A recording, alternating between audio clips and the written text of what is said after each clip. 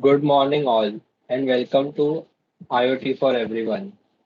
Roma Jain ma'am is our honorable speaker for today. She works for iSchool Connect as a senior machine learning engineer. She is also a food entrepreneur, a content writer, and a blogger, and an innovator. She had an previously work experience at Geo, SDBI, Sensovision, and Upgrad. She holds a number of certifications and has a great expertise in her area. We are delighted to have you here, ma'am, and to share your great experience with our students. You may proceed with the session, ma'am. Thank you. Thank you, Kushal, for the introduction. So I'm just going to switch on my camera. Let me know if I'm visible to you guys. Yeah, able to hear me as well? Yeah, ma'am. Cool, cool. Okay, so yeah, it's a great audience right now, and I'm not going to take much of time for gossiping and stuff like that. We'll do it towards the end. So I'll just share my screen. I've just prepared a basic PPT so that you'll have a visual view as well. Let me know if you're able to see the screen as well. Kushal Shri, can you all give a thumbs up if it is Yeah, yeah, Yeah, it's ma'am, visible. it's visible. um, okay. So I'll be talking about the basics of cloud computing, as to why our companies now have already headed towards cloud computing. It's been, I think, since 2014, cloud computing has been a part of a lot of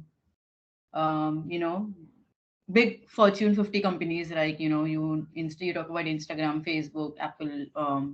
A lot of companies have adopted it, and we'll also see as to how I'll not give a very deep technical overview of how things work, but I'll give you certain key concepts so that you guys can go ahead and search it for yourself as to how it really works, right? So yeah, let's start with what is cloud computing basically. Okay, so in actual terms, cloud computing is just a jargon that we're using in the technical world. Okay, but it's actually, in simplest terms, if I have to say, it's actually an internet service that is provided to you. Okay, so when I say when I say internet service, why? Because you have to connect to the internet to actually be able to do some cloud computing.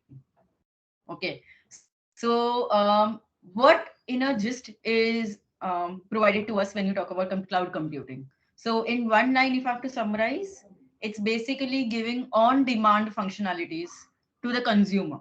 So consumer is basically you or me using cloud computing, okay, or the companies or the organizations or the institutions, right?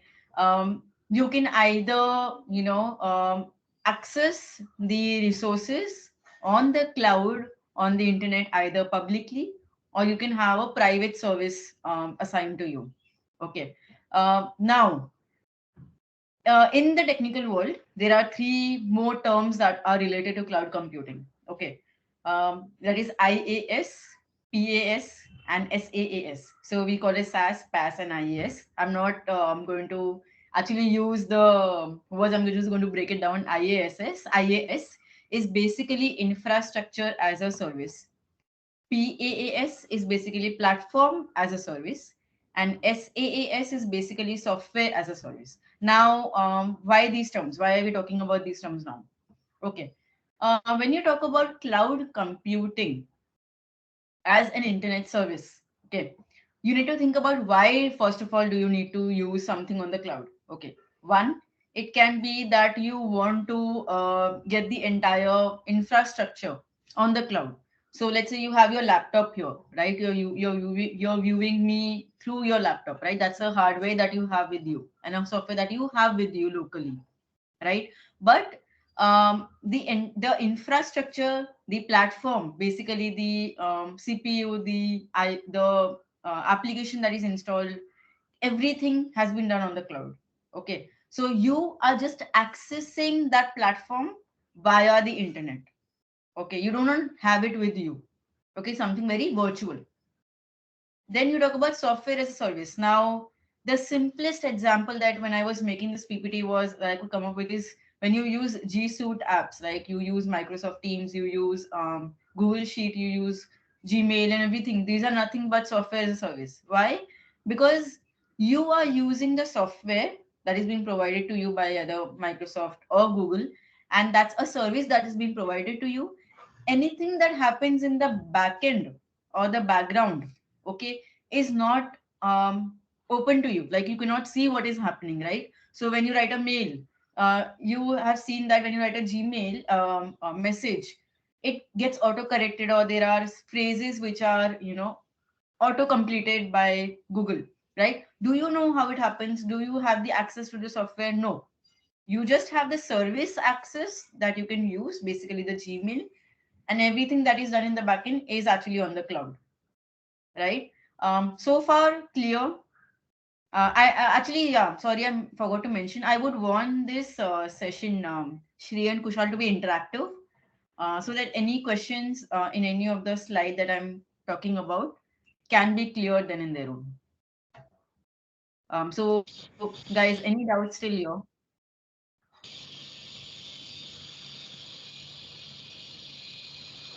Everyone is showing thumbs up in the teams, like no doubts. Okay, cool, cool. So I'll just move on. Now that we know a gist about what is cloud computing, right? We'll talk about why has it been adopted. Why companies are moving towards cloud computing. Now let's take an example. Okay, you have your laptop. You have bought a laptop, and it has the requirements that you need for now. But as and when you go further in your career, or let's say you want to train a machine learning model, you want to do some stuff in deep learning as well. Now, because you have a constraint that only this much hardware you have, and this is the computation capabilities of your laptop that you've bought, right? There is a certain limitations, right? That is when you pay and then you use it, right? You're using a laptop after you paying it, right?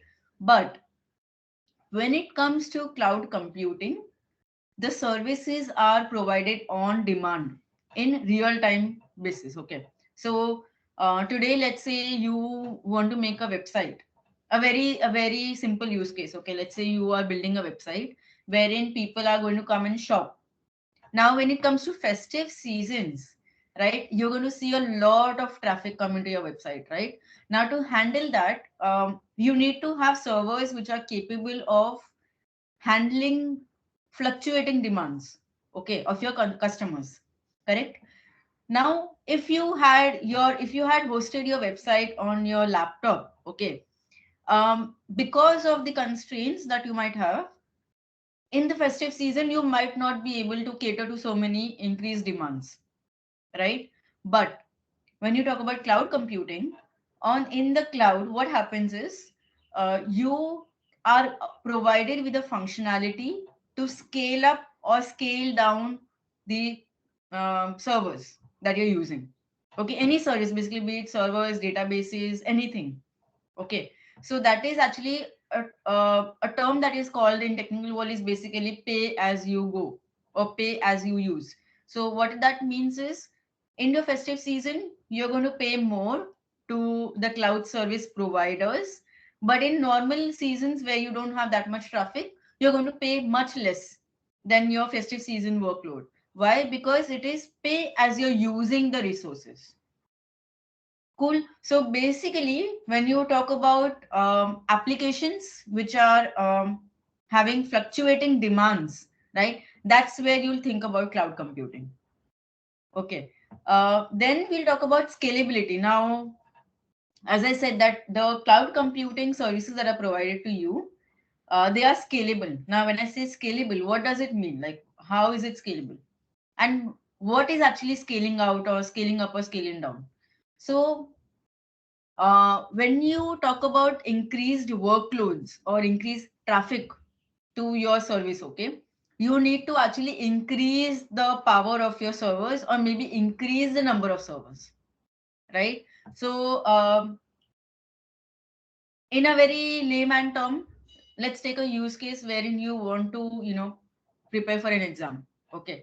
Um, During exams, before the exams, basically you're going to, sit and study for long hours, right? That means you are powering up and you're using more of your resources, right? But when there are normal days where you don't have exams and you're just having fun, you're relaxing. Basically, that is reduced usage of your own mental resources, right? So in the same way, the servers will be scalable as a functionality of the cloud computing. Okay, so uh, in just these are the benefits that we talk about, that is reduced cost and increased scalability, right? And then you have a structure called as pay as you go and not pay and then use. Okay, now we'll look into a very brief overview of how actually things work in the backend. ठीक है, तो हमें ये पता है कि scaling होता है, we know scaling happens, we know it is pay as you go, we know that cloud computing is reliable, but we need to also have a certain knowledge about how things are happening in the backend on the cloud. Okay, so let's say just ignore whatever is on the PPT for now. Okay, let's say you as a provider, basically you're providing a service to your customers, that okay, whenever you want more services from me, just tell me, and whenever you do not have that much workload on you, just also let me know. Okay, so basically there is communication happening going on, that you are aware. You also know the patterns of the customer, of your customer, that okay, acha, Diwali ke time they are having more orders, maybe so they need more services from me. Maybe there are off season months, that time they won't be utilizing my services more, right? So the patterns of your customer, when and when they will be needing your service. Okay, in the same way, in the similar way, cloud computing scaling happens. Okay, so as per the patterns of the workload, or when I say workload, is basically traffic, or what you can say is the amount of work required. Okay, if by the servers, okay, if the workload is high, then they're going to scale up the servers. Okay, but if the workload is normal and relaxed, that means you can have a reduced usage of your servers, or maybe you can cut down on the servers. Now here you can see the benefit. When you have your own laptop from which you are trying to offer the service, that hardware is fixed, right? It's not dynamic. Your laptop doesn't change, right? It's fixed. That means you cannot make changes to the amount of usage that you're making from your laptop. Whereas if you have a scalable system like the one we were talking about, you can also reduce your cost when you do not need your servers. Okay, the servers actually literally get shut down in the backend when you don't need it. Okay, so this is what is called as health monitoring. Okay, or maybe you can call it as sending heartbeat messages. Okay, now when the workload is monitored, okay, and virtual servers are added or removed accordingly, that's what is actually called as automated scaling listeners. Okay, as a concept, if you want to know what is a technical term, it is actually called as automated scaling listeners. Now, in short, it means that you need to listen to your workload, how much is the consumer's workload, and automatically scale. Either you scale up or you scale down, okay, to reduce your cost. Now there are certain few terms also that we need to understand, and these are the basic terms that we need to know. Okay, these are live VM integration, second is elastic disk provisioning pattern, and third is load balancer, and fourth is hypervisor. Okay, these four you need to know. Okay, what are these? Don't get bogged down by the amount of words happening here. I'll tell you in the most layman term possible. Okay. Now, assume assume that the virtual server. So I'm assuming everyone knows what a virtual server is. In short, it's basically uh, you have your physical server, you have your physical hardware, you have a physical software, but you're creating your own virtual. Those are not existing in particular in physical. Okay, you're creating your own virtual environments, virtual software on top of your physical hardware and software. Okay, now cloud computing, uh, as one of the key concept, has hypervisor. Okay, now hypervisor is nothing but it is the maintenance of your virtual servers. Now, when I say maintenance of virtual servers, why do we really need to maintain virtual servers? First question. So, as we said that we need to scale up or scale down, or maybe monitor the health of the servers. Are they up? Are they down? Do we need to start the servers? Right? Is there any server which is getting bogged down by a lot of traffic? Do we need to what do you say? Diverge the traffic to any other server? Right? All these activities or all these what you can say functionalities are done by hypervisor. Okay, so to just to have a recap of what a hypervisor does in cloud computing, you have your virtual servers.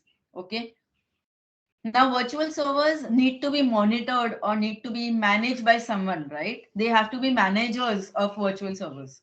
है ना? Basically, you have your laptop, but you are managing your laptop. Maybe clean karo, isko saaf karo. You know, it has to work properly. The fan has to work properly. It should not be heated, right? So on and so forth. In a similar manner, hypervisor is actually either a software or a hardware, okay, installed in cloud computing, which takes care of the virtual servers' health, plus it monitors them. Plus, if you need to add more virtual servers, it can do that.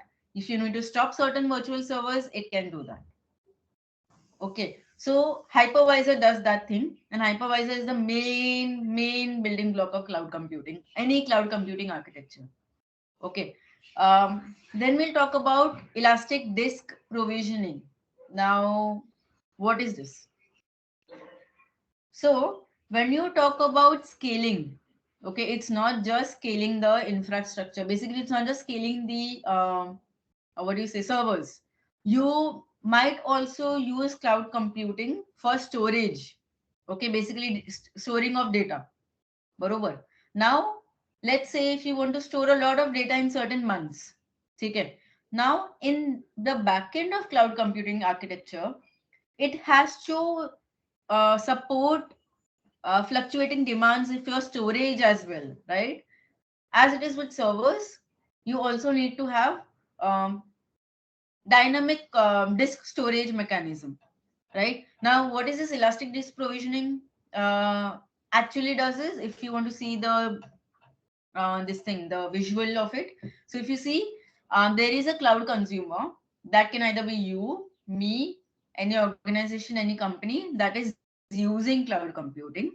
Okay, and then if you see this pay per use monitor is basically how many amount of hours are you using the cloud computing service for. Okay, it makes it tracks everything. Okay, for these many amount of hours you have used this much, you know, in a day you've used this much, right? So that it can give you a billing report as to how much you've used for that particular month. Okay, then if you see this hypervisor and then you have a program, okay, and then you have disks sitting on the left. Okay, now if you see this architecture, the the provisioning program that you see, right, it's a very lightweight software which predicts or which tries to measure how much storage will you need now, how much storage you might need tomorrow, right? How much storage you might need in another minute, right?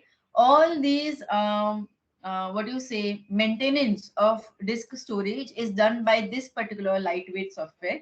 Okay, and then it tries to either increase the storage for you or decrease the storage for you and then assign it to someone else. Okay, so this is where the efficient management of storage happens in an overview. Cool. Then we'll talk about, I think I've missed out on live VM integration. Okay. So अब ये बात करते हैं कि let's say your hypervisor goes down. Okay, it can go down, right? You might have technical failures in any system. You can have technical failures in any system, right? If your hypervisor goes down, that means your service, if it is connected to a particular hypervisor, basically managed by one particular hypervisor, and as we know, hypervisors are managing virtual servers, right? So there is a link, there is a path. But whatever the hypervisor itself goes down, right? So you are paying for the cloud computing service, right? So you will need 24/7 service provided to you, else the consumers are just going to leave the service, right? They are just going to stop the services provided to them and stop paying for it, right? But we do not want that. So in a basic cloud computing architecture, there is something called as live VM integration, which means that the virtual servers, everything, the software, everything that is there in the data, whatever it is copied to another virtual server, which is managed by another hypervisor, so that your service is ongoing. Okay. So let's say, we'll take a very layman example again. I am into, let's say, a food business. Okay. And I have customers coming to me and I have to serve my orders today, food orders today. But let's say I am not keeping well, but I need the customers to have the service ongoing, right? They need to have the food delivered, borobar. So I'll tell my friend that, okay, maybe can you prepare food for them. So I'll share all the information, I'll pass on all the information that I have about the customers, about the orders, and maybe she can start um, servicing them, right? So this is a failure, what do you say, failure detection as well as failure management that is inbuilt in any cloud computing architecture. Okay, so that means VM as in virtual machine. So anything that was part of that virtual server, data, be it data, software, everything is transferred real time to another virtual server, and which is managed by another hypervisor, and the service keeps on going on. Okay, so this is how, in short, heavy workloads or any fluctuating demands are taken care of, any failures. So if you see, that's what I want to tell you right now is, these terms are the core concepts, but in the backend a lot of things happen so that there are no failures. If there are any failures, you can manage them. If there are heavy workloads, how to scale up your databases, how to scale up your storage, how to scale up your servers, right? There's a lot going on, but the basic core concepts lies in live VM integration, hypervisor, elastic disk provisioning, and load balancers. Okay, I think I've not touched upon load balancer, but load balancer is something, is the crux of managing fluctuating workloads. Okay, how? Load balancers are something that is connected to every server that you're going to use, that you're going to use in the cloud computing, and it basically helps in monitoring those server, listening to the what do you say, heartbeats of the server. So what is this heartbeat? The communication happening between the load balancer and the server, each server. Okay. Now, why this communication is required is load balancer needs to know that the server is going down, or went down, sorry, or is up, is healthy, is it working, are the applications up, so on and so forth. Now, based on these communications, based on the CPU usage, okay, based on the memory usage, it decides that, okay, this server is free right now, I can give the what do you say, the workload to this server instead of going to this server. Okay, so all this balancing of load or workload or traffic, right, also is done by load balancers. Okay, load balancers, for your information, can also balance your hypervisors. Getting it? Why? Because you cannot just have one hypervisor, right? You'll have clusters of hypervisors, clusters of virtual servers, and you'll need to have someone balancing the hypervisors as well, right? So in just these are the core concepts behind how things work in cloud computing architectures. A basic cloud computing architecture, I would say, right? I hope everyone is in on the same page as I am in, so that we can go further. Uh, okay, we spoke about scaling, right? So I spoke about scaling up or down. There are two types of scaling that any architecture would need. That is either horizontal scaling or vertical scaling. Now, what do these terms mean? They're as straightforward as it can be. Horizontal, as in you will have multiple servers added when you have more demands. Okay. But in vertical scaling, you'll have one server, but you will be increasing the capacity of the server. Basically, you will be either increasing the CPU, RAM, memory, anything that you want to do can be done with one server. Okay. So to be very clear, vertical scaling does not add more servers, whereas horizontal scaling adds more servers to the ecosystem. Okay. Now, if you were to ask which scaling is more beneficial, or when should we use vertical scaling, when should we use horizontal? So there is no such fixed rule per se, but it makes sense to use horizontal scaling over vertical scaling whenever possible. Why?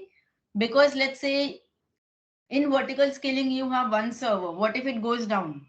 So you have a single point of failure.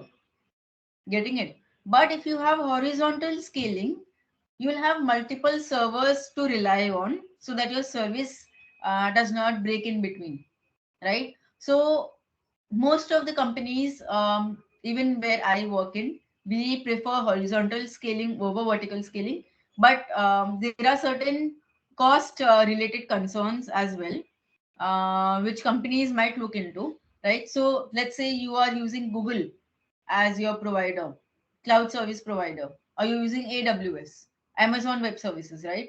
Depending on that, you'll have to actually calculate the cost कि भाई horizontal scaling से ज़्यादा cost आएगा क्या, or maybe vertical scaling will cost you more or what. So depending on cost as well, it's not just fulfilling your requirements, but you also have to look at the cost, right? As a company, when you start your startup, whatever it is, you need to also take into account the cost that might incur, right? So there's no fixed rule, but you have to do a lot of research into, okay, vertical scaling or horizontal scaling.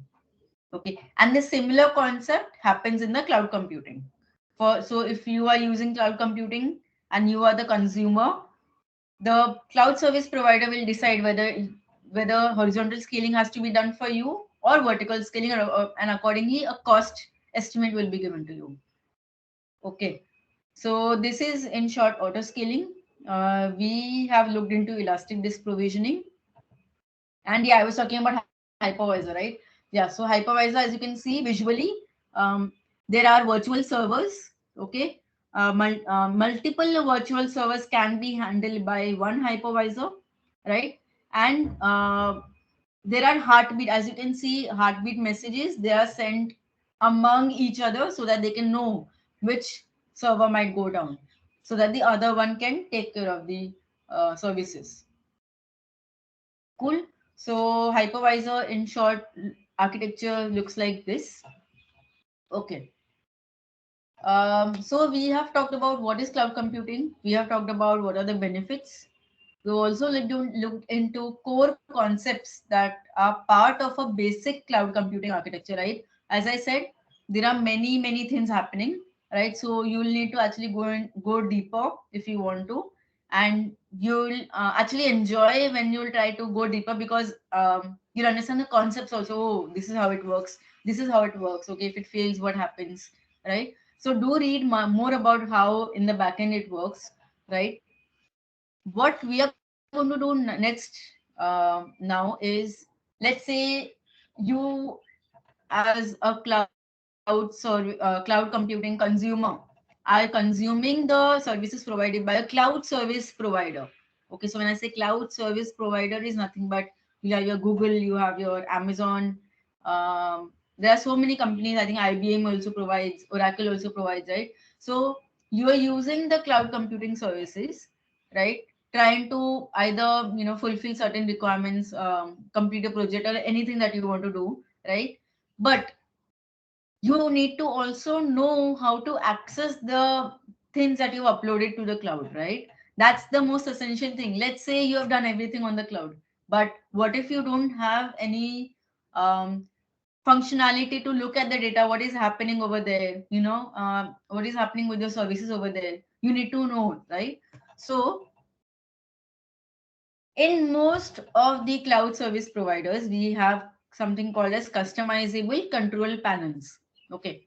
When I say control panels, those are nothing but actual websites or UI, user interface, where you can see what is happening, which server is up or down, which database is working, how many requests have you got to an API, you know, and along with this, there is also called something called a term used in cloud computing, which is called self-service.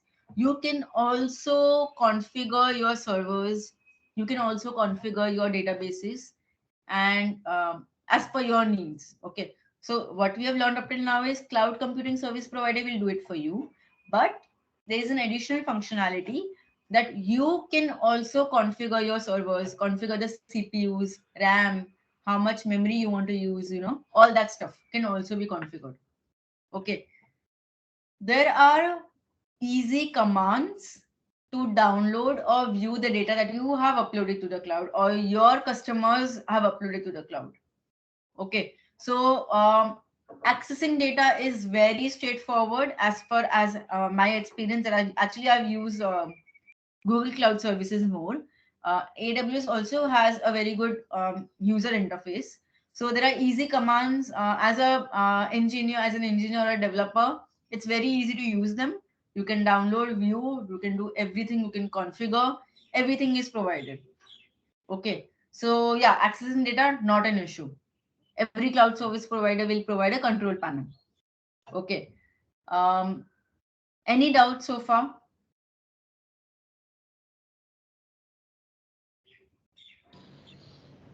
No, ma'am. Okay, cool. So we'll touch upon the last two topics as to what all companies, which all companies are using cloud computing. Okay. Does anyone know which cloud service provider Netflix uses?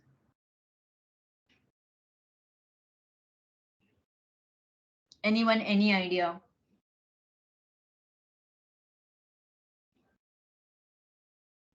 Amazon Web Service. Who was this? Miss I'm Harshita. Ashwin. Okay. Yeah, correct answer. So Netflix actually initially used to manage it themselves, but then they moved on to Amazon Web Services, AWS, to manage everything. Okay, the movies that you recommended to are managed by AWS. Everything, your video streaming, whatever you do, you watch videos, right? The streaming that happens handled by AWS, right? So Netflix, almost I think 90% of the functionalities are provided by AWS to you. Okay, so Netflix, Twitter uses Google Cloud, eBay also uses Google Cloud. Okay, so these are some famous companies that are using cloud computing. Um, I think 90% of the times. Okay, but there have been what do you say, reports or case studies wherein they are saying that certain companies have already moved out of cloud computing and they have started to build in-house data centers and in-house computing, what you can say, or in-house servers, so that there are main reasons for it. Basically they want to manage the cost themselves, they want to manage the data themselves so that there is no data breach happening, any leakage that can happen. So Facebook and Apple are some of the companies which are reported to be off the cloud, and they are building their own in-house, right? So what we understand from this case studies that depending on what matters the most to you. So let's say you're going to start a startup, and what matters the most to you is maybe, let's say, data privacy, right? So it makes more sense to have your in-house data storage mechanisms rather than relying on certain other third-party providers, right? So because you want privacy of the data. But let's say operations and management is not a concern, is a huge concern for you. So let's say you cannot manage your in-house data, you cannot manage, it's a very intensive operation, right? You have to be on the clock every time to see whether there is any data leakage, whether the servers are going down, any of that sort. If that is of a concern, that yes, you should use cloud. Okay, so again, depending on what you need, depending on what is the need of the hour, either you can use cloud computing or you should not use cloud computing, right? It's not always that, oh, cloud computing hai to cloud computing use karna chahiye, aisa nahi hai. Okay, so yeah, this was a case study about when and why you should use it. I think uh, apart from that, I needed to speak about IoT, specifically the, I think that was mentioned about MQTT, right? So I'll dive. Did not get actually time to prepare a visual slide for it, but it's going to be interesting. Okay, so just hear me out. When you talk about IoT, okay, what are the major requirements that you feel should be part of the hardware or software? Anyone would like to volunteer? Like, what should be the basic requirement when you go into IoT?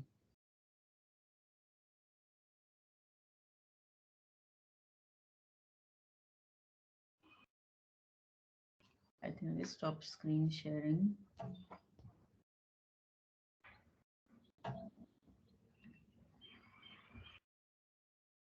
Anyone?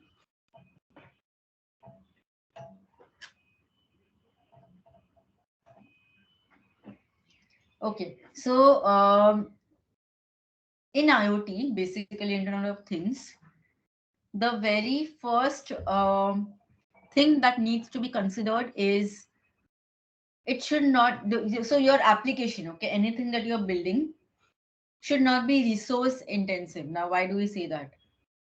Uh,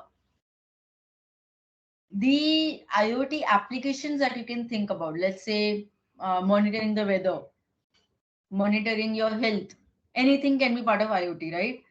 If you build such big devices, big hardware, if you need such big computing devices, if you need or if your software or your application that you're building needs a lot of time to compute, any machine learning model taking a lot of time to give predictions, right? You do not want that in IoT, because IoT in itself, a term, is actually real time.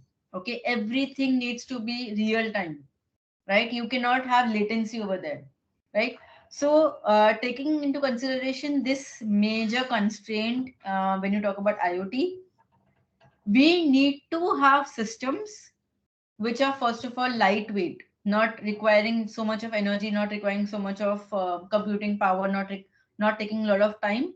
We need these kind of software and hardware, right? So this is where MQTT protocol was giving birth to. ठीक है, so MQTT है क्या? पहली बात तो MQTT is nothing but basically a communication protocol that is used to communicate between your maybe your IoT sensors that you have placed somewhere and your cloud, okay, or your clients, whatever, who's trying to consume the data from your sensors. ठीक है, अब बात आती है कि भाई so you have, anyone has heard about HTTP and knows what it is?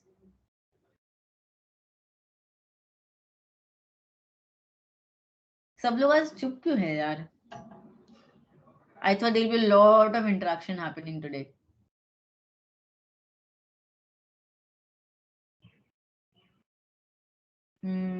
Cool. So since no one is ready to speak, HTTP is the very basic protocol that used to be used as a messaging system. Okay, so the communication that you do with google.com is basically HTTP, right? You are sending request to google.com to serve a particular search query that you've put in, okay, and you get back the results, right? So everything happens on the web, right? But the problem with HTTP is it is a synchronous protocol. Okay, so basically you as a client are sending a request to the server, and you're waiting, you as a client are also waiting for the server to respond. Till that time you're not doing anything else. So it's a synchronous thing. Okay, मतलब मैं request भेज रही हूँ and I'm also waiting for the response to come. But in IoT world, because as we have seen that it has to be real time, literally very fast, right? You cannot have a synchronous protocol used in IoT. Okay, you need to have something called as asynchronous protocol, wherein you are sending a request, but you're not waiting for the server to respond. You're letting the server decide what to do with that request, and then do the following whatever actions it needs to be taken. Okay, so that makes it real time. There is no waiting happening. Getting it? So that is what we mean by asynchronous. Now let's say in the IoT application, let's say you're making a system which is called as monitoring health of the patients. Now there are so many patients connected to your system. Okay, and if you use HTTP over there, then what will happen is your system cannot be scalable. Why? Because there'll be so much of waiting happening. First of all, you send a request, you wait for the response, but that cannot happen in the health monitoring system, right? Okay. Specifically in medical applications, you cannot have poor scalability. You need to have a system to be scalable. Okay, and that's where MQTT comes into picture. Okay, then we'll talk about HTTP being a one-to-one protocol. Now, what is this one-to-one protocol? It means there is one client and there is one server interacting with each other. Okay, but in IoT world, when you'll have multiple sensors connected to each other, right? So when you want to broadcast a message to multiple sensors, you cannot have a one-to-one, right? Because it's just limits to one client, one server. But in IoT, there'll be multiple clients and one server, right? So that's where MQTT again helps. Getting it? So synchronous and one-to-one protocol. So because of these reasons, MQTT is a very famous and popular protocol. It actually based on a publish subscriber model, basically pub sub model, right? Wherein I'll tell you now how it works. Okay, wherein you have a broker. Okay, don't go by the technical terms. I'll just tell you what happens. Okay, you have a broker and you have multiple clients connected to this broker. Okay, and you have your other clients who are trying to consume this data. Okay, so let's say your sensors are trying to send data to your servers. Okay, now let's say you have a temperature sensor, and then you have, let's say, soil monitoring sensor. Let's say now your temperature sensor will send data about the temperature particularly. Okay, so this is actually called as a topic. Topic for temperature sensor is temperature. It will be sending the data. Okay. Topic for soil monitoring sensor would be soil data. Okay. Now, why are there topics in between? Why are we talking about topics here? Is basically different clients, basically different sensors over here, are going to publish or send data, different data to the broker. Okay, so that means that the soil monitoring sensor will not be able to see data about temperature sensor because a different topic has been assigned to it. Okay, so you're publishing the messages, and then there are servers who are trying to consume or basically subscribe to different topics. So you know newsletters, right? You subscribe to certain newsletters, right? And you feed in certain topics. Okay, I want to read about these certain topics. Similar way, servers who are trying to consume the data will be subscribing to certain topics that it needs to work on. Okay. So in gist, this is what MQTT is. This is what is MQTT protocol and why is it used in IoT. Okay. Any confusions, any doubts so far in MQTT?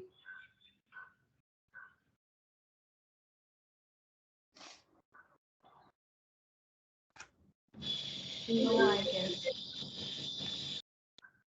Okay, cool. So I think this is what I wanted to speak about, Shri and Kushal.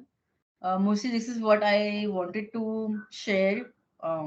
If there's anything that needs to be discussed further, I'll be there. Thank you so much, Roma, for like giving so much information. It was really interesting, and the way you explain everything was really different and interesting. Thank you, everyone, for joining in.